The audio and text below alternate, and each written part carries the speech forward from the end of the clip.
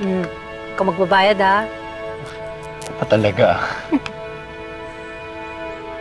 Oh, bakit naman ganyan ka makatingin? Dito pa talaga ako niyaya. Bakit? Porke ba anak na ako ni Franco Terra? Bawal na dyan? Hindi naman. Kuya. Mamaya, kuha pa ako, ha? Okay, sige po.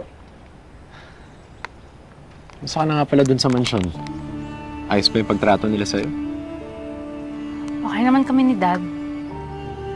Pero yung iba kong kasama sa bahay, hindi na pag-usapan.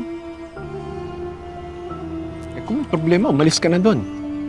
Hindi ka naman pala nila tanggap dun eh. Hindi naman ganun kadali yun. Siyempre, nakitira ako dun eh. Makapag-usap na ba uli kayo ni Amira? Bakit mo naman natanong?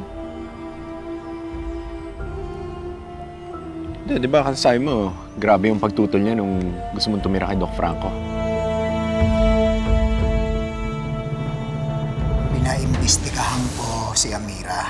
Ito ang nadiskubre ng private investigator. Patunay yan na wala siya sa tamang katinuan. Nitong nakaraang 6 na taon, nasa isang mental hospital si Amira.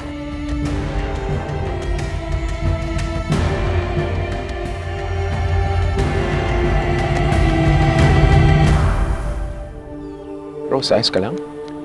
Oo naman.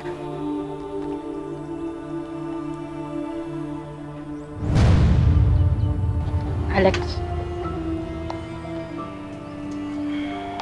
Alam ko yung pinasok ko nung nagdesisyon akong tumira sa mga Terra.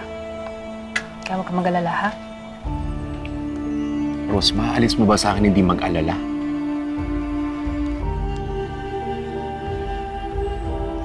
Kung gusto mo, magpakasal na tayo. Agad-agad, sa 1 buwan. Kahit sa City Hall lang. Para lang bumukod na tayo. Ano? Okay lang ba na wag muna? Alex, ngayon ko lang nakikilala yung totoo kong tatay eh.